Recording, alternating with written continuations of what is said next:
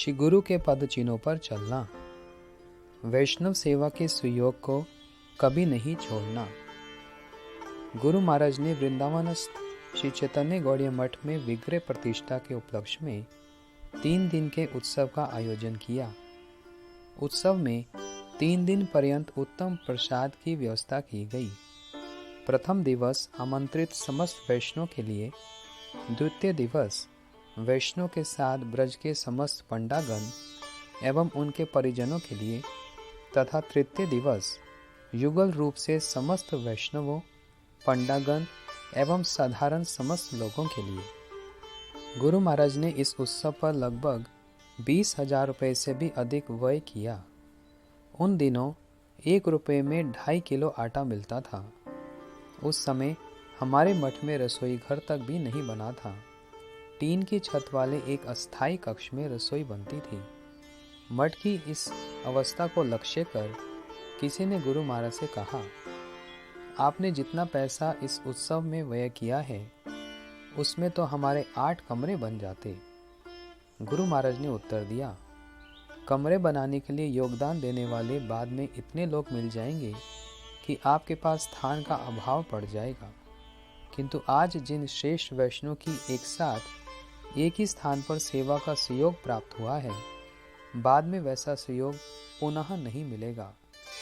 गुरु महाराज ने इसी चित्तवृत्ति के साथ जड़सा, गुवाहाटी, कोलकाता, पुरी आदि अनेक स्थानों पर समस्त वैष्णव को आमंत्रित कर विशाल उत्सवों का आयोजन किया। वैष्णव सेवा के सुयोग का संपूर्ण लाभ उठाना। मेरे शिक्षा गुरु श्रील भक्ति प्रज्ञान केशव गोस्वामी महाराज के अप्रकट होने के पश्चात श्री गौड़ीय वेदांत समिति के तत्कालीन आचार्य श्री भक्ति वेदांत वामन महाराज के दिशा निर्देश से मथुरा स्थित श्री केशव जी गौड़ीय मठ के मठ अध्यक्ष श्री भक्ति वेदांत नारायण महाराज ने गुरु महाराज के निकट एक पत्र भेजा, जिसमें उन्होंने लिखा, श्री गौड़ीय वेदांत समिति की ओर से हम लोग ब्रज दर्शन के वृंदावन में पड़ाव के समय श्री चैतन्य गौड़ीय मठ में संपूर्ण पार्टी के साथ रहना चाहते हैं। यदि आपकी आज्ञा हो तो हम लोग उसी के अनुसार अपनी व्यवस्था करें। उनके पत्र के उत्तर में गुरु महाराज ने लिखवाया, हमारी ओर से कोई निषेध नहीं है। आपका संग लाभ करके हम अत्यधिक आनंदित ही होंगे, किंतु हमारी एक शर्त है कि यहाँ पर वास करते समय आप लोग रंधन करने में स्वतंत्र नहीं होंगे, अलग से कुछ भी नहीं बना पाएंगे। हमारे मठ के सन्यासी और ब्रह्मचारी लोग जो ग्रहण करते हैं, आप लोगों को भी वही स्वीकार करना पड़ेगा। यदि आपको हमारी शर्त स्वीकार हो तो फिर आप अपनी सुविधा अनुसार कार्यक्रम बना सकते हैं। गुरु महाराज ने हम लोगों से कहा, देखो, वैष्णव ने कृपा करके हमें अपनी सेवा का सुयोग प्रदान किया है। सेवा का सुअवसर आया है, इसका संपूर्ण लाभ उठाना। भविष्य में हो सकता है कि उनका वृंदावन में अपना ही कोई स्थान हो जाए, तब फिर वे हमारे यहाँ रहने क्यों आएंगे। गुरु महाराज के अप्रकट होने के कुछ वर्षों के पश्चात मेरे गुरु भ्राता श्री भक्ति प्रपन्न तपस्वी महाराज प्रायः 10 भक्तों के साथ हरिद्वार गए और वहाँ पर कनखल हरिद्वार स्थित श्री गौड़ीय वेदांत समिति के शाखा मठ में ठहरे। वहाँ पर मठ के मठ अध्यक्ष ने श्री तपस्वी महाराज को अलग से रसोई बनाने की प्रार्थना की। श्री भक्ति वेदांत नारायण महाराज, जो उस समय वहीं पर थे, ने जब श्री भक्ति प्रपन्न तपस्वी महाराज को साथ लाए 10 लोगों की अलग से रसोई बनाते हुए देखा, तो उन्होंने मठ अध्यक्ष को डांट लगाते हुए गुरु महाराज के साथ हुए पत्र के आदान प्रदान के विषय में बात सुनाई कि श्री माधव गोस्वामी महाराज ने हमारे अनेक यात्रियों के लिए अनेक दिनों तक अत्यधिक सुष्ठु रूप से समस्त व्यवस्था की थी, और तुम लोग केवल 2 दिन के लिए, वह भी केवल 10 लोगों के लिए व्यवस्था नहीं कर सकते। उनकी बात सुनकर वहाँ के मठ अध्यक्ष ने श्री तपस्वी महाराज को अलग से रसोई बनाने के लिए निषेध किया तथा सभी के लिए एक साथ में प्रसाद की व्यवस्था की गई। मुझे इस घटना के विषय में तब पता चला जब श्री तपस्वी महाराज ने मुझे बताया। उस समय मैंने श्री तपस्वी महाराज से कहा कि ये वैष्णव का एक गुण है कि वे अपने गुरुवर्गों के आचरण और शिक्षाओं का स्मरण रखते हैं तथा उनका पालन करते हैं एवं उनका संपूर्ण हृदय से आभार प्रकट करते हैं। हृदय में अभाव ही वैष्णव सेवा का बाधक। श्रील भक्ति विचार यायावर गोस्वामी महाराज के चरण आश्रित श्री सत्यव्रत प्रभु हमारे किराए के स्थान पर स्थित श्री चैतन्य गौड़िया मठ कोलकाता में उस समय वास करने की अभिलाषा लेकर आए जिन दिनों हमारे पास मठ में निवास करने वाले भक्तों के लिए चावल 2 या फिर 3 बार बनाना पड़ता था। कारण चावल बनाने का पात्र ही छोटा था, बड़ा बर्तन खरीदने तक का सामर्थ्य नहीं था। इसी कारण एक ब्रह्मचारी ने गुरु महाराज से कहा, हम तो पहले से ही यहाँ पर बहुत लोग हैं, हमें ही रहने में कितनी असुविधाएं होती हैं, तब फिर इन्हें कैसे समायोजित करेंगे। गुरु महाराज ने उत्तर दिया, इनकी तो कोई मांग नहीं है, हम जहाँ रहेंगे ये भी वहीं रह जाएंगे, कोई अलग से व्यवस्था नहीं करनी पड़ेगी और जैसा हम खाएंगे वह भी वही खाएंगे। वैष्णव को भजन करने में सहायता करना हमारा कर्तव्य है। वैष्णव के रहने से कोई अभाव नहीं होता, केवल हमारे हृदय में अभाव नहीं होना चाहिए। अन्य कोई भी अभाव हमारी वैष्णव सेवा में बाधा उत्पन्न नहीं कर सकता। एक बार दक्षिण भारत के 3 भिन्न भिन्न वैष्णव परस्पर की गुणावली को श्रवण कर एक दूसरे से श्री रंगनाथ के उत्सव में मिलने की आशा लेकर अपने अपने स्थान से श्री रंग क्षेत्र की ओर चल दिए। मार्ग में अत्यधिक तूफान, घनघोर वर्षा आदि के होने के कारण उनमें से एक वैष्णव ने अपनी रक्षा हेतु वन में खंडर जैसी एक छोटी सी कुटिया में आश्रय लिया। क्रांति के कारण वे जिस किसी प्रकार से उस छोटे से स्थान पर लेट गए। थोड़ी देर में अनेक वैष्णव ने उस स्थान के द्वार को खटखटाते हुए कहा, कौन महापुरुष अंदर हैं? कृपा कुछ देर के लिए भीतर आश्रय दे दें। अंदर से वैष्णव ने द्वार खोला और उन्हें भीतर आने के लिए कहा, किंतु बाहर खड़े वैष्णव ने कहा, आप तो स्वयं ही बहुत कष्ट से इस स्थान पर लेट सकते हैं, मेरे भीतर आने से आपको बहुत असुविधा होगी, मैं कोई अन्य व्यवस्था कर लेता हूँ।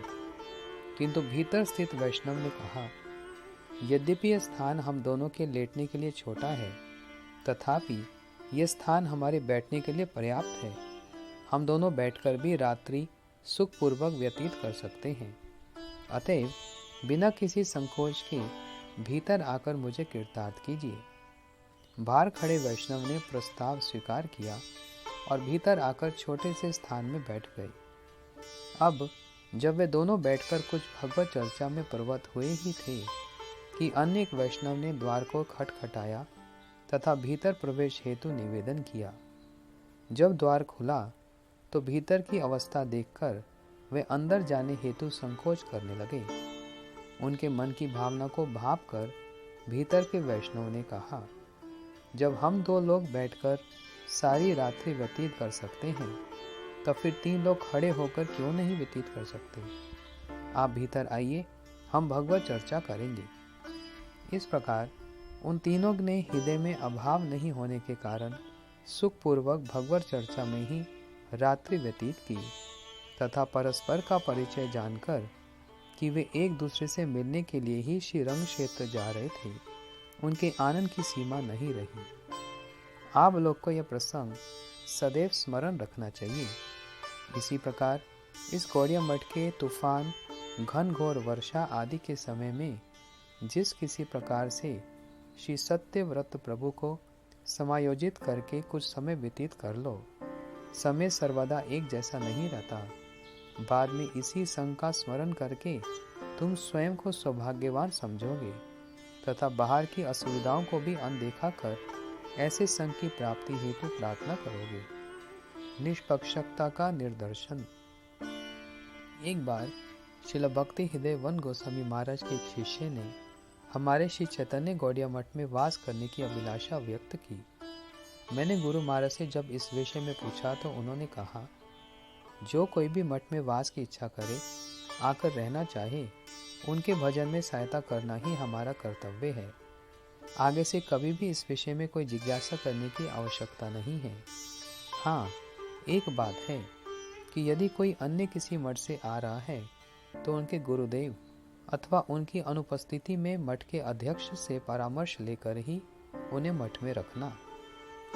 गुरु महाराज के दिशा निर्देश के अनुसार मैं शिला भक्ति हृदय वन गोसाई महाराज के निकट गया तथा उनसे प्रार्थना करते हुए कहा, आपका अमुक शिष्य हमारे श्री चैतन्य गौड़ीय मठ की कोलकाता शाखा में रहना चाहता है। यदि आपको कोई आपत्ति ना हो तो हम उन्हें रख सकते हैं। उन्होंने उत्तर दिया, कोई आपत्ति नहीं, आप लोग उसे रख लो।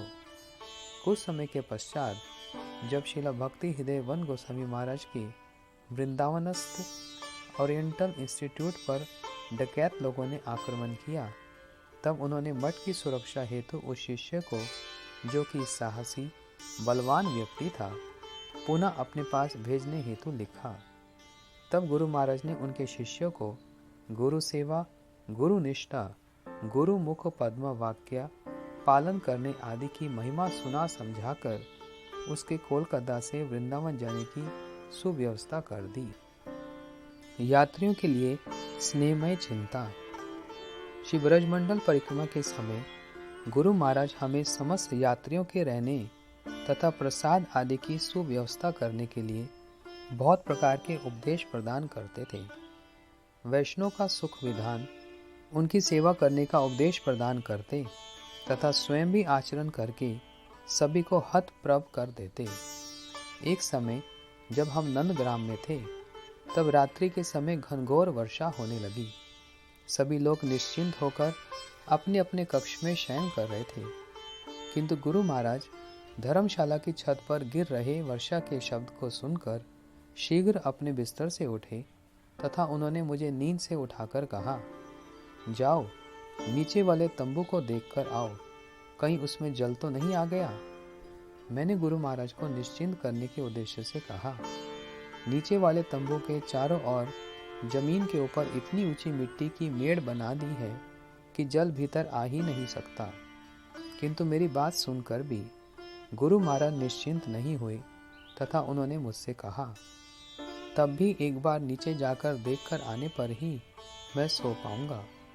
गुरु महाराज की बात सुनकर मैं उठा, नीचे गया, सब निरीक्षण किया, आकर गुरु महाराज को बताया, सब ठीक है, यात्री प्रायः शयन कर रहे हैं, जल की एक बूंद भी भीतर नहीं आई है। दोहारी परत वाला जल रोधक तंबू होने के कारण ऊपर से जल के आने का तो प्रश्न ही नहीं, अतएव आप निश्चिंत होकर विश्राम कीजिए। गुरु महाराज ने तब मुझसे कहा, तुम ऊपर छत पर लगे तंबू को भी देख लेते तो अच्छा होता। गुरु महाराज की बात सुनकर मैं चिंतित हो गया कि ऊपर वाले उस तंबू के भीतर में कैसे जाऊंगा, उसमें तो केवल महिलाएं ही शयन कर रही हैं। गुरु महाराज की बात का भी उल्लंघन कैसे करूं? कुछ समझ नहीं आने पर भी मैं गुरु महाराज की टॉर्च लेकर ऊपर की ओर चल पड़ा। मुझे सीढ़ियों में ही अपने सतीर्थ श्री विष्णु दास, श्री भक्ति वैभव अरण्य महाराज मिल गए तथा उन्होंने स्वयं ही मुझे बतलाना प्रारंभ किया। ऊपर सब ठीक है, जल बिल्कुल भी अंदर नहीं आया, सब सुरक्षित है। मैंने जब गुरु महाराज को ऊपर के तंबू का संवाद दिया, तभी वे निश्चिंत दिखलाई पड़े तथा उन्होंने मुझसे कहा, तुमने अन्य लोगों से जिज्ञासा की? मैंने कहा, हाँ, मैं विष्णु प्रभु से सब कुछ सुनकर ही आ रहा हूँ। तब गुरु महाराज निश्चिंत होकर अपने बिस्तर पर लेट गए तथा भगवान की असीम कृपा, उनके भक्त वात्सल्य और अपने दायित्व के विषय में विशेष रूप से वर्णन करने लगे तथा उनकी सहायता करने वाले भक्तों का धन्यवाद ज्ञापन करने लगे। व्यवसायिक बुद्धि से वैष्णव सेवा नहीं होती।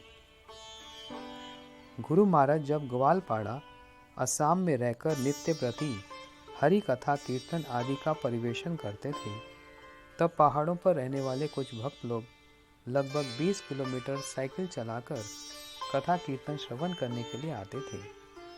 एक दिन कथा के समय मूसलाधार वर्षा होने लगी। कथा कीर्तन के समाप्त होने पर भी वर्षा बंद नहीं हुई।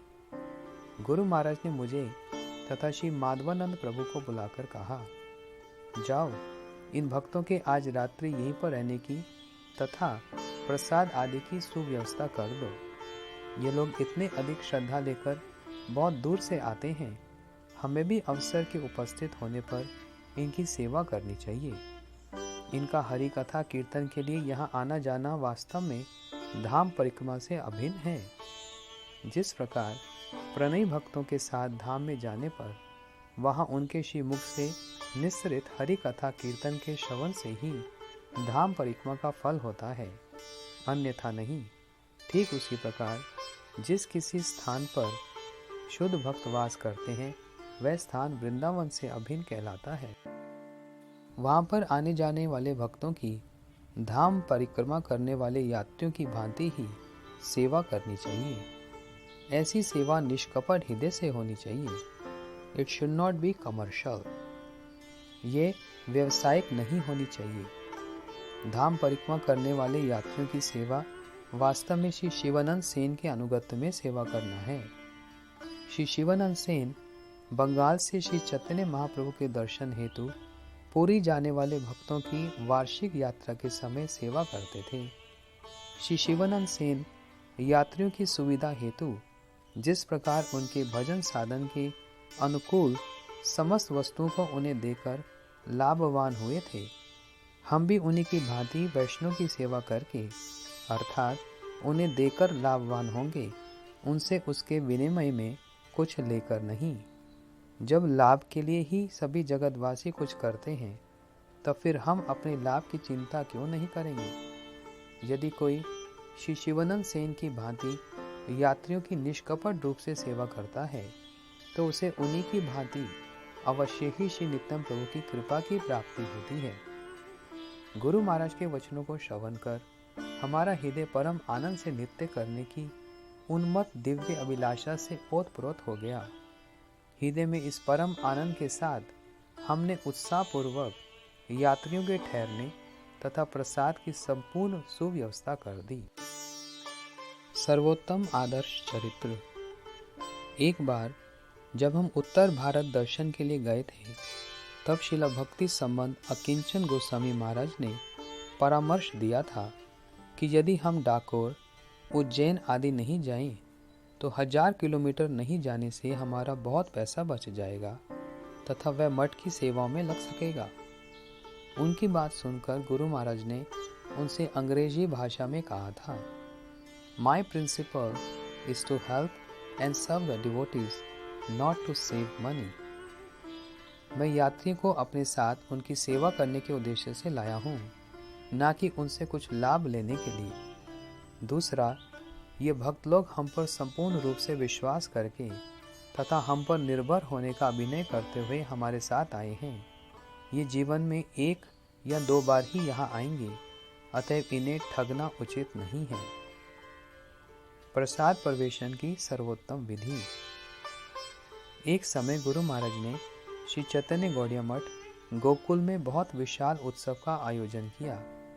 उस समय गोकुल के समस्त पंडाओं को भी निमंत्रण दिया गया था। उन दिनों पंडे लोग शौकुर ब्राह्मण के हाथ के अतिरिक्त अन्य किसी के हाथ से स्पर्श प्रसाद को ग्रहण नहीं करते थे। इसी कारण उन्हें प्रसाद प्रवेशन के समय गुरु महाराज अपने शौक ब्राह्मण आश्रित जनों के कुलगत नाम तथा उनके गोत्र इत्यादि का उच्चारण कर उन्हें पुकारते थे, जिससे कि पंडे लोग स्वतः ही जान जाएं कि उन्हें शौक ब्राह्मण ही परिवेशन कर रहे हैं। गुरु महाराज ने मुझे ओ नरोत्तम चक्रवर्ती कहकर अपने निकट बुलाकर कहा, तुम सभी को बेसन के लड्डुओं का परिवेशन करो। जब मैं लड्डू परिवेशन कर रहा था, तब गुरु महाराज ने श्री सोहन लाल पंडे की ओर इंगित करके मुझे अपने हाथ की मुद्रा के द्वारा दिखलाया कि तुम्हारे दोनों हाथों में एक हाथ जितने लड्डू उठाए जा सकें, उतने ही लड्डू एक बार में उनकी पत्तल में डाल दो। मैंने सोचा, यद्यपि गुरु महाराज ने बिना गिने लड्डू देने के लिए कहा है, तथापि देखो तो सही ये कितने लड्डू खा सकते हैं। इसलिए मैंने एक बार में 20 लड्डू गिन कर दिए। मेरे देखते ही देखते उन्होंने 20 लड्डू अनायास ही खा लिए। गुरु महाराज ने पुनः इंगित करके कहा, बिना कुछ पूछे पुनः वैसे ही लड्डू दे दो। मैंने पूर्व की भांति गिनकर 20 लड्डू ही दिए। उन्होंने भी एक एक करके सब खा लिए। गुरु महाराज अत्यंत आनंद पूर्वक मुस्कुराते हुए उन्हें खाते देखते रहे तथा मुझे इंगित से और देने के लिए कहते रहे। श्री सोहन लाल जी लड्डू के बीच बीच में कचौड़ी, पूड़ी तथा बूंदी के मट्ठे का भी सेवन कर रहे थे। जब श्री सोहन लाल जी ने 80 लड्डू खा लिए तब उन्होंने मुझे और नहीं देने के लिए कहा। उस समय गुरु महाराज के बरामदे तथा उनके कमरे में भी प्रसाद परिवेशन हो रहा था। मैं दोनों स्थानों पर ही परिवेशन कर रहा था। मैं जब दूसरे स्थान पर परिवेशन करने के लिए गया तब श्री सोहनलाल जी झट से अपना पत्तल उठाकर कूड़ेदान में फेंकने के लिए वहां से चले गए। यह देखकर कि सोहनलाल पंडा को स्वयं अपना पत्तल फेंकना पड़ा, गुरु महाराज अत्यंत रुष्ट होकर कहने लगे, क्या मठ में कोई भी नहीं है? श्री सोहनलाल जी हमारी सब सुकृति लेकर चला गया। सब साधारण लोग भी अतिथि देवो भव अर्थात अतिथि देव सदृश्य होता है का पालन करते हैं, तब फिर निमंत्रित व्यक्ति को क्या मानकर उनकी सेवा करनी चाहिए, इसका तुम स्वयं विचार करो। क्या वे स्वयं पत्तल उठाएंगे? गुरु महाराज की बात सुनकर मैं अत्यंत भयभीत हो गया। गुरु महाराज ने मुझे भयभीत देखकर कहा, मैं देख रहा हूँ कि तुम तो 2-3 स्थानों पर प्रवेशन कर रहे हो, किंतु अन्य लोग क्या कर रहे हैं? निमंत्रित व्यक्ति को ठीक से मर्यादा नहीं देने पर निमंत्रण करने वाले व्यक्ति को दोष लगता है, सेवकों को नहीं। गुरु महाराज ने बाद में सब सेवकों को कहा, जो व्यक्ति जितना खाकर संतुष्ट होता है उसे उतना स्वयं ही परिवेशन करना चाहिए, जिससे कि उसे पुनः पुनः मांगने हेतु संकोच नहीं करना पड़े, उसे पुनः पुनः मांगकर लज्जित ना होना पड़े। सभी की रुचि को जानने के लिए उनके पत्तल को ध्यान से देखते रहना तथा उसी के अनुरूप परिवेशन करना ही वास्तविक रूप में उत्तम परिवेशन रूपी सेवा है। जिसकी जिसमें अभिरुचि है उसमें कोई आघात नहीं करना चाहिए, उसी में उनकी सेवा करनी चाहिए। सेवा अथवा परिवेशन उनके संपूर्ण रूप से संतुष्ट होने के पश्चात उनकी पत्तल आदि को भी स्वयं उठाकर ले जाने पर ही पूर्ण होती है। गुरु महाराज की समस्त लोगों को सब प्रकार से संतुष्ट करने की अद्भुत अभिलाषा थी। दान देने से कोई हानि नहीं होती। ब्रजमंडल परिक्रमा के समय जिस जिस स्थान पर कैंप लगता था, गुरु महाराज वहां पर वास करने वाले पंडों के घर पर जितने सदस्य हैं उसके अनुसार उनके घर पर सीधा कच्चे चावल, दाल, आटा, सब्जी, चीनी इत्यादि भेजते थे। बहुत बार ऐसा होता था कि मेरे गुरु भ्राता श्री भक्ति प्रसाद पुरी महाराज पंडे लोगों को सीधा देने में आनाकानी करते थे, किंतु गुरु महाराज सीधा भेजे बिना किसी प्रकार से मानेंगे नहीं। गुरु महाराज श्री पुरी महाराज को कहते थे, बीज जितना अच्छा बोओगे फसल उतनी अच्छी उगेगी, इसलिए अच्छा किसान अच्छे बीज को उचित समय पर बोता है। बीज को भूमि में बोने से कभी कोई हानि नहीं होती, बल्कि वह एक बीज अन्य अनेक बीजों को स्वयं से उत्पन्न करके बीज बोने वाले को उपहार स्वरूप प्रदान करता है। इसलिए किसी को कुछ देने से कभी कमी नहीं पड़ती। जो हमारे लिए होगा वह सदैव हमारे पास रहेगा। मैंने अपनी बाल्यावस्था में एक कहानी सुनी थी, उसे थोड़ा ध्यान से सुनो। एक बार एक ज्योतिष ने एक व्यक्ति से कहा, तुम्हारे भाग्य में सदैव 1.25 रुपया है, ना तो तुम्हारे पास कभी उससे कम होगा और ना ही उससे अधिक। जिस व्यक्ति को ज्योतिष ने यह बात कही उसका स्वभाव सदैव दान करने का था। उसके पास जो कुछ भी आता वह उसे दान देता ही रहता, किंतु तब भी उसके पास 1.25 रुपया बचा ही रहता।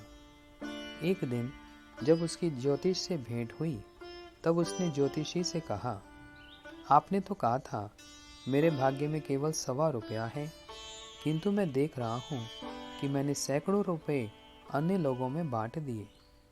उसकी बात सुनकर ज्योतिषी ने उसे कहा, भाई तुमने जो अन्य लोगों को दिया है वह अपने भाग्य का नहीं बल्कि उन्हीं के भाग्य का उनको दिया है। तुम इच्छा करने पर भी अपने भाग्य का अन्य किसी को नहीं दे पाओगे। इसलिए जिसे जो देना संभव पर हो उसे देते हुए चले जाना। तुम्हारे भाग्य में उसके कारण कुछ भी कम नहीं पड़ेगा। वह केवल तुम्हारे माध्यम से अपने भाग्य में लिखी वस्तु को ही लेगा। गुरु महाराज की इस बात का श्री भक्ति प्रसाद पुरी महाराज पर बहुत प्रभाव पड़ा। वे भी संपूर्ण जीवन पंडे आदि सभी की यथासंभव सेवा करते रहते। एक उत्सव की वास्तविक सफलता का निर्धारण। जब भी किसी स्थान पर उत्सव होता था, गुरु महाराज उसे केवल सन्यासी ब्रह्मचारी का नहीं बल्कि मठ के प्रत्येक प्राणी के उत्सव के रूप में आयोजित करते थे। उन्होंने हमें निर्देश प्रदान किया हुआ था कि यद्यपि ठाकुर जी के लिए प्रतिदिन फूल मालाएं आती हैं, तथापि उत्सव के दिन विशेष फूलों की मालाएं आनी चाहिए। वस्त्र तो वे नित्य प्रति धारण करते हैं, उत्सव के दिन विशेष वस्त्र आभूषण आदि धारण करेंगे। मुरली वंशी आदि भी उत्सव के दिन विशेष होनी चाहिए।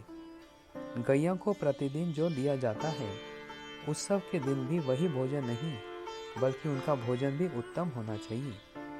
मठ में कार्य करने वाले मजदूर, मिस्त्री अथवा अन्य कर्मचारियों यथा दरबान आदि के लिए भी विशेष वस्तुएं देनी होंगी, तभी उत्सव संपूर्ण होगा। ऐसा था गुरु महाराज का दृष्टिकोण प्रत्येक वस्तु के प्रति। सेवकों को उनके स्वभाव के अनुरूप सेवा में नियोजित करना। एक समय जब मैं गुरु महाराज के साथ मायापुर श्री चैतन्य गौड़ीय मठ में निर्मित उनकी भजन कुटीर के समक्ष बैठा हुआ था, तब सभी गैयाएं वहां पर आकर उपस्थित हो गईं। उन्हें वहां आया देखकर गुरु महाराज ने जिज्ञासा की, ये सभी गैयाएं यहाँ पर आकर क्यों खड़ी हो गई हैं? मेरे गुरु भ्राता श्री भगवान दास ब्रह्मचारी श्री भक्ति निकेतन तुरे आश्रमी महाराज ने उत्तर दिया, नरोत्तम प्रभु के यहाँ पर होने के कारण। गुरु महाराज ने कहा, ऐसा क्यों? तब उन्होंने कहा, आजकल यही इन गैयों की सेवा करते हैं। तब गुरु महाराज ने मुझसे कहा, गैयों को कुछ खाने के लिए लाकर दो, अन्यथा मर्यादा की हानि होगी। मैंने निकट स्थित अमरूद के बगीचे से पके अमरूद लाकर उनके हाथ में दिए तथा गुरु महाराज ने स्वयं गैयों के समक्ष अपने ऊंचे वाले बरामदे में अमरूद बिखेर दिए। गैयां बड़े ही प्रेम से अमरूद खाने लगीं तथा गुरु महाराज अत्यधिक प्रेम पूर्वक उन्हें देखते हुए मुस्कुराते रहे। बाद में गुरु महाराज ने मुझे अपनी जेब में से 10 रुपये निकाल कर दिए तथा कहा, जाओ एक मन अर्थात 40 किलोग्राम खल ले आओ और गैयों को खिला दो। मैंने जब ऐसा ही किया तब गुरु महाराज कृष्ण की ब्रज की गैयाओं, उनके बछड़े, उनके द्वारा की गई गैयों की सेवा की परिपाटी, कृष्ण की गैयों के प्रति प्रीति आदि का विस्तार से वर्णन करके मुझे श्री राधा मदन मोहन की सेवा हेतु जीवन यापन करने वाली गैयों की सेवा में उत्साहित करने लगे। उन्हीं के द्वारा उत्साहित किए जाने के कारण मैं सभी गैयाओं, बछड़ों आदि को प्रत्येक सप्ताह लाइफ बॉय साबुन से अच्छी तरह से स्नान कराता था। उनके खाने की रुचि की अनेक अनेक खाद्य सामग्रियों के द्वारा परीक्षा करके उनकी रुचि के अनुरूप ही भोजन देता। एक बार श्रील भक्ति कमल मधुसूदन गोस्वामी महाराज ने हमारे मठ की गैयों के प्रसन्न वदन को देखकर मुझसे पूछा, इनकी सेवा कौन करता है? मैंने कहा, महाराज मैं करता हूँ। उन्होंने पुनः पूछा, तुम्हारा नाम क्या है? मैंने कहा, नरोत्तम ब्रह्मचारी। उन्होंने कहा, ऐसा नाम बताने से नहीं चलेगा, अपने पूर्व आश्रम का नाम तथा कुल का नाम बताओ। मेरा पूर्व आश्रम का नाम नरोत्तम चक्रवर्ती था। जब मैंने अपना नाम नरोत्तम चक्रवर्ती बताया तब उन्होंने कहा, तुम ब्राह्मण कुल के हो, इसलिए भली भांति सेवा कर रहे हो, अन्यथा मेरा एक आश्रित गैयों की सेवाहीन भावना के कारण नहीं करता। कहता है मैं ब्रह्मचारी हूँ, ठाकुर जी की सेवा करूँगा, गैयों की सेवा क्यों करूँ? जो हो, माधव महाराज भली भांति जानते हैं कि किस व्यक्ति से क्या सेवा करवानी चाहिए। गैयों के प्रति स्नेह। एक बार एक जज ने गुरु महाराज को कोलकाता में गाय दान दी तथा गुरु महाराज ने उस गाय को अपने गुरु भ्राता श्री उदाहरण प्रभु के माध्यम से श्री धाम मायापुर स्थित श्री चैतन्य गौड़ीय मठ में भेज दिया। बाद में किसी अन्य व्यक्ति के द्वारा गाय दिए जाने पर गुरु महाराज ने उसे भी श्री धाम मायापुर में भेज दिया। उसी वर्ष गुरु महाराज ने मेरे गुरु भ्राता श्री भक्ति वल्लभ तीर्थ महाराज, श्री भक्ति प्रसाद आश्रम महाराज, श्री भक्ति ललित गिरी महाराज इत्यादि को संन्यास प्रदान किया और संन्यास प्रदान करने के पश्चात उन्हें अपने साथ तीर्थ भ्रमण के लिए लेकर गए। पीछे से जो गवाला गैयों की सेवा करता था उसने 8 रुपये के स्थान पर 16 रुपये मांगना प्रारंभ किया। मैंने श्री जगमोहन प्रभु के पास कोलकाता में पत्र भेजा और उन्हें कहा कि यदि गैयों के लिए कोई सेवक आप यहाँ पर भेज दें तो बहुत अच्छा होगा, किंतु उन्होंने मुझे पत्र लिखकर कहा, इस बार श्री राधा मदन मोहन जी तुम्हारे माध्यम से ही गैयों की सेवा करवाना चाहते हैं, कारण मेरे पास कोलकाता से मायापुर भेजने के लिए कोई भी व्यक्ति नहीं है। इसी बीच गुरु महाराज ने मुझे पत्र के माध्यम से सूचित किया। मैंने स्वप्न में देखा गैयां आकर मुझसे अभियोग अर्थात शिकायत कर रही हैं कि हमारी सेवा ठीक से नहीं हो रही। मैंने गुरु महाराज और श्री जगमोहन प्रभु के वक्तव्य को गुरु वैष्णव का आदेश जानकर कुछ समय तक गैयों की अपनी योग्यता अनुसार जी जान से सेवा की। तब गुरु महाराज श्रीधाम मायापुर में आए। उन्होंने गैयों को आकर प्रणाम किया, माला पहनाई, उन्हें कुछ खाने के लिए दिया तथा जब मैंने पूछा कि गैयां अभी भी आपसे आकर किसी प्रकार का अभियोग तो नहीं करती, तब गुरु महाराज ने मुस्कुराते हुए कहा, ना, अब कोई अभियोग नहीं करती। गुरु महाराज गैयों को भी श्रेष्ठ कृष्ण सेवक के रूप में दर्शन करके उनकी सेवा होते देखकर अत्यंत प्रसन्न हुए। स्वयं को सभी का सेवक समझना। एक समय कोलकाता स्थित हमारे श्री चैतन्य गौड़ीय मठ के हाल निर्माण का अर्थ वहन करने वाले श्री गजानंद तापड़िया जी की माता ने गुरु महाराज को कोलकाता में अनुपस्थित होने के कारण मेरे हाथ में एक लाल रंग की गाय और उसका सफ़ेद रंग का बछड़ा दान में दिया।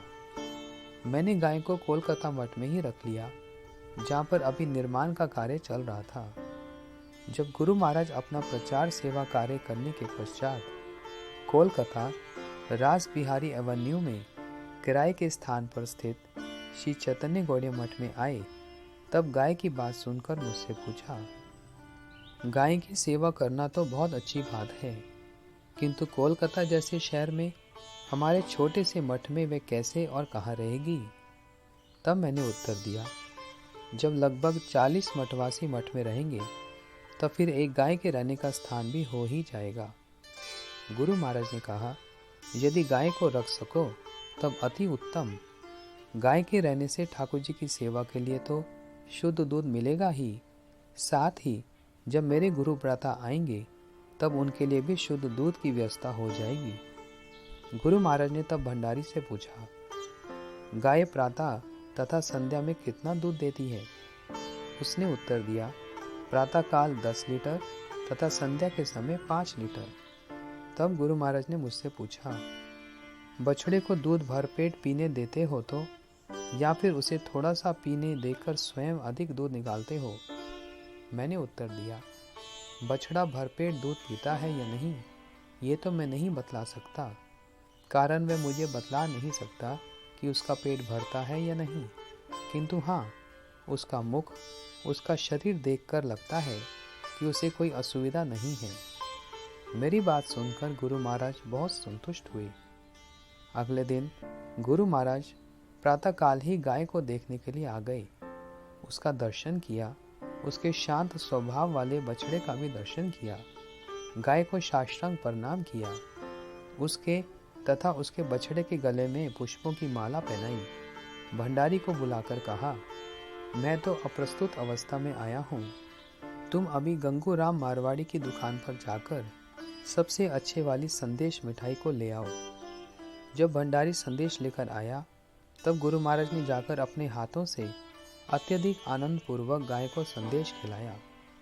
बाद में गुरु महाराज ने गाय को क्या खिलाते हैं, उसके खाने का पात्र कहाँ है, दूध निकालने का पात्र कैसा है, इत्यादि सभी वस्तुओं की जानकारी ली तथा सब कुछ स्वयं देखा। लाल रंग की गाय तथा सफ़ेद रंग के उसके बछड़े की सुंदरता की अत्यंत प्रशंसा की। उसके पश्चात जब भी राज बिहारी एवेन्यू में कोई उत्सव होता, तब गुरु महाराज वस्तुओं की सूची बनाते समय उस गाय तथा बछड़े के लिए भी विशेष विशेष वस्तुओं के विषय में अवश्य लिखते। केवल मात्र सेवा वृत्ति का ही सम्मान। श्रील प्रभुपाद के आश्रित श्री कृष्ण प्रेम दास बाबाजी महाराज मय मन सिंह मठ अर्थात वर्तमान बांग्लादेश के मठ रक्षक थे। परवर्ती काल में उन्होंने श्रीधाम मायापुर में भी एक आश्रम बनाया। एक बार जब वे मेदिनीपुर में प्रचार करने के उद्देश्य से गए थे, तब कहीं पर फिसलकर गिर पड़ने से उनकी कमर की हड्डी टूट गई। चोट लगने के पश्चात वे सहायता की उपेक्षा से रास बिहारी एवेन्यू कोलकाता स्थित गुरु महाराज द्वारा किराए के स्थान पर प्रारंभ किए गए श्री चैतन्य गौड़िया मठ पहुँचे। मैंने उन्हें शंभुनाथ पंडित अस्पताल में भर्ती कराया। वहाँ के एक चिकित्सक डॉक्टर ब्रह्म से मेरी अच्छी जान पहचान थी। मैंने उनके माध्यम से बाबाजी महाराज का एक्सरे आदि भी करवाया। बाद में उस अस्पताल से छुट्टी मिलने के पश्चात कुछ दिनों तक आयुर्वेदिक अष्टांग अस्पताल में भी रहे तथा उसके पश्चात मायापुर स्थित अपने आश्रम में चले गए। जब तक वे हमारे पास थे, हमने यथासंभव उनकी भली भांति सेवा ही की। मायापुर आश्रम में वास के समय अत्यंत गर्वपूर्वक वे सर्वदा कहते थे, हम सिंह अर्थात श्री भक्ति सिद्धांत सरस्वती ठाकुर की संतान हैं। हम किसी से भय नहीं करते। मुझे यह भी ज्ञात हुआ कि उन्होंने गुरु महाराज के प्रति भी आलोचना पूर्वक टिप्पणियां की थी। बाबाजी महाराज ने अपने मायापुर आश्रम स्थित खजूर के पेड़ों के रस निकालने के लिए एक श्रमिक को नियुक्त किया था।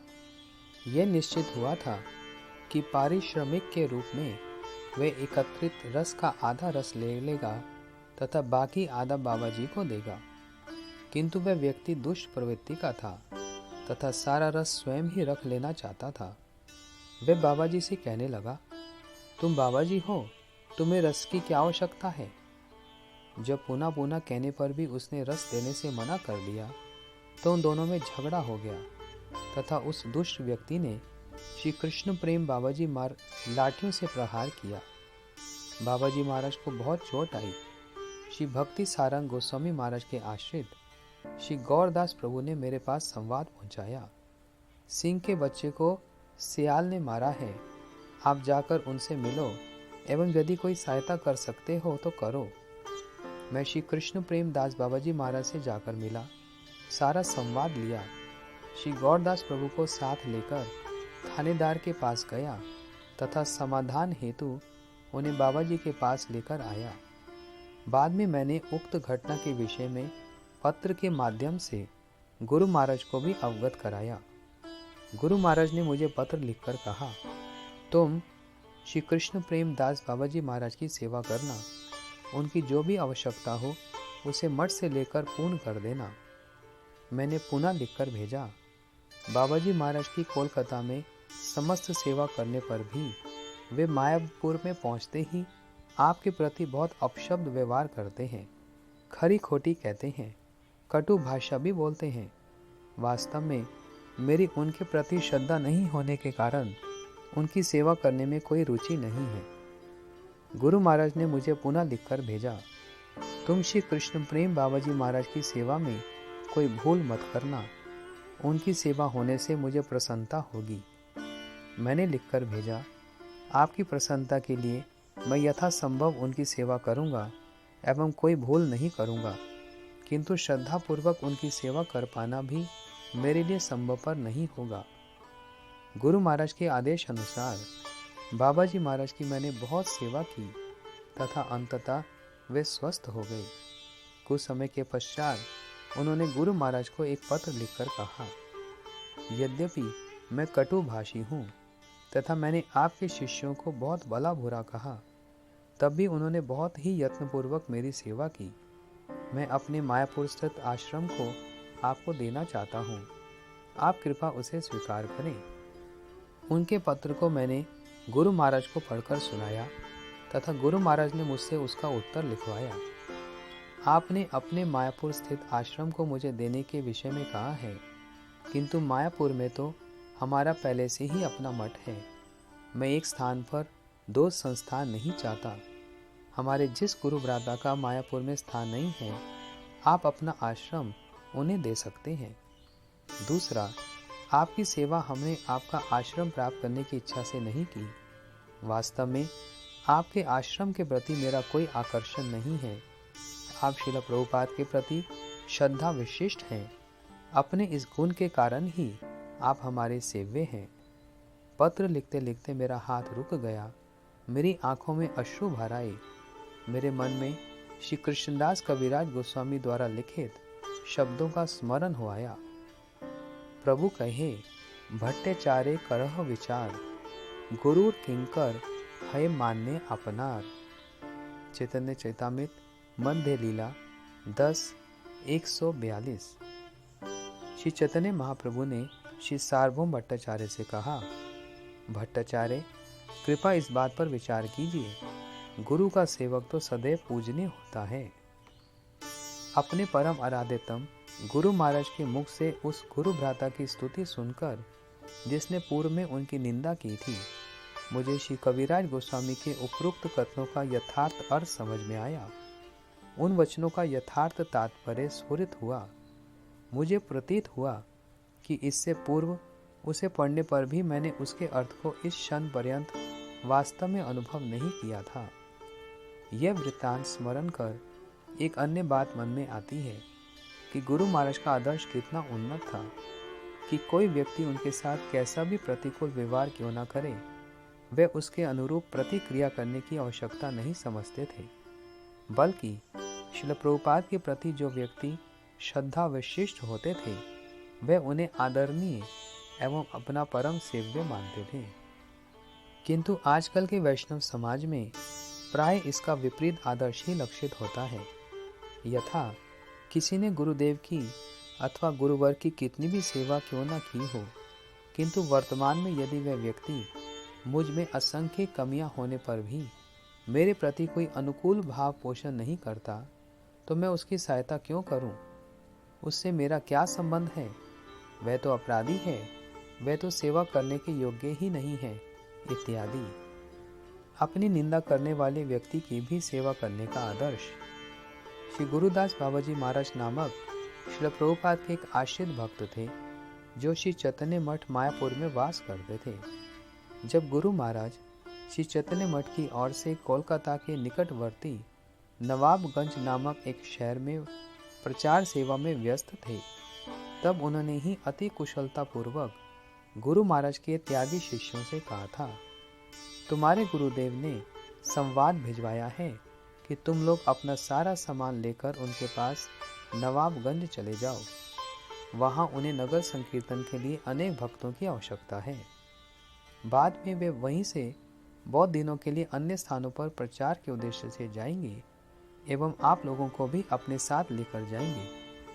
उनकी उपरोक्त बातों को सुनकर श्री भगवान दास, श्री भक्ति निकेतन तुरे आश्रमी महाराज तथा पूज्यपाद श्री आश्रम महाराज सहित गुरु महाराज के अनेक त्यागी भक्त तुरंत मायापुर से गुरु महाराज के पास नवाबगंज पहुंच गए। उन्हें देखकर गुरु महाराज ने कहा, तुम लोग कैसे यहाँ आ गए? मैंने तो तुम्हें बुलाया नहीं। कि तो उनसे सब संवाद सुनकर गुरु महाराज को श्री गुरुदास बाबाजी महाराज के वास्तविक उद्देश्य को समझने में कोई देर नहीं लगी। वहाँ पर भक्तों के आ जाने से नगर संकीर्तन आदि बहुत अच्छा ही हुआ। बाद में गुरु महाराज भक्तों को वहीं पर छोड़कर स्वयं कोलकाता चले गए। वहाँ उन्होंने किराए पर एक मकान की व्यवस्था की तथा नवाबगंज आए सभी भक्तों को कोलकाता में अपने निकट बुलाकर अपनी सेवा कार्य करने लगे। परवर्ती काल में वही श्री गुरुदास बाबाजी महाराज श्री चैतन्य मठ की पूरी स्थित शाखा श्री पुरुषोत्तम गौड़िया मठ में रहते थे।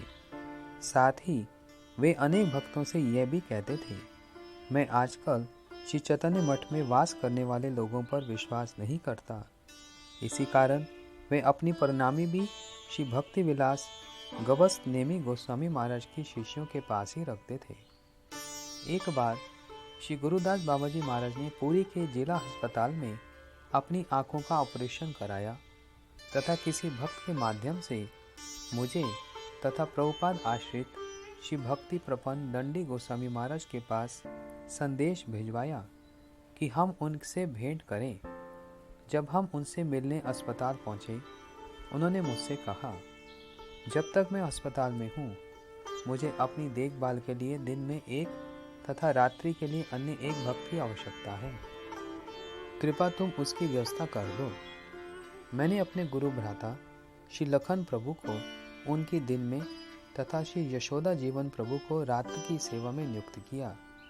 मैंने पत्र के माध्यम से गुरु महाराज को भी इस तथ्य से अवगत कराया।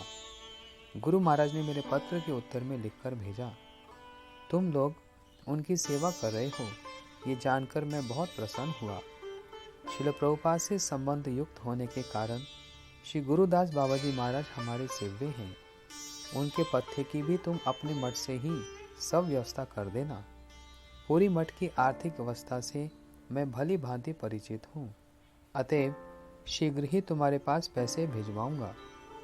गुरु महाराज की इच्छानुसार हमने अपने मठ से ही उनके पथ्य की तथा अन्य आवश्यक वस्तुओं की भी समस्त व्यवस्था की। जब श्री गुरुदास बाबाजी महाराज को अस्पताल से छुट्टी मिली तो उन्होंने श्री पुरुषोत्तम गौड़िया मठ में नहीं जाकर हमारे श्री चैतन्य गौड़िया मठ में ही रहने की इच्छा व्यक्त की। हमने श्रील प्रभुपाद की व्यास पूजा के उपलक्ष्य में आयोजित होने वाले धर्म सभा उत्सव में भाग लेने के लिए आने वाले श्रील भक्ति हृदय वन गोस्वामी महाराज के उद्देश्य से मठ में एक संलग्न स्नान घर वाले नूतन कक्ष का निर्माण किया था। उस कक्ष में ही बाबाजी महाराज के रहने की व्यवस्था की गई। नेत्रों के ऑपरेशन के बाद वे उन दिनों काला चश्मा लगाते थे तथा स्पष्ट देख नहीं पाते थे। एक दिन मठ में प्रसाद ग्रहण करते समय उनका साक्षात्कार श्री भगवान दास श्री भक्ति निकेतन तुरे आश्रम में महाराज से हुआ, परंतु चश्मे के कारण वे उन्हें पहचान नहीं पाए तथा उनसे पूछा, तुम कौन हो? श्री भगवान दास ने उन्हें उत्तर दिया, मैं वही भगवान दास हूँ जिसे तुमने युक्ति पूर्वक शिवास आंगन से बाहर निकाला था। उनकी बात सुनकर श्री गुरुदास बाबाजी महाराज ने श्री भक्ति प्रपन्न दंडी महाराज से कहा, देखो ये ब्रह्मचारी कैसी कड़वी बात बोल रहा है। श्री माधव महाराज तो कभी भी ऐसा नहीं कहते। श्री भक्ति प्रपन्न दंडी महाराज ने उत्तर दिया, बाबाजी महाराज, ये तो पूर्णतया सत्य है कि माधव महाराज कभी भी ऐसा कुछ नहीं कहेंगे। वे परम वैष्णव हैं, किंतु क्या भगवान दास मिथ्या बात बोल रहा है? माधव महाराज और इनकी भूमिका में तो पृथ्वी आकाश का अंतर है, अतएव उनके कथनों में भी ऐसा अंतर तो दिखाई देगा ही। कहने का तात्पर्य यह है कि जिन लोगों ने गुरु महाराज का गुरुत्तर विरोध किया था, गुरु महाराज ने सेवा का सुयोग उपस्थित होने पर उनकी भी स्वयं सब प्रकार से सेवा की और शिष्यों को भी उनकी सेवा में नियुक्त किया।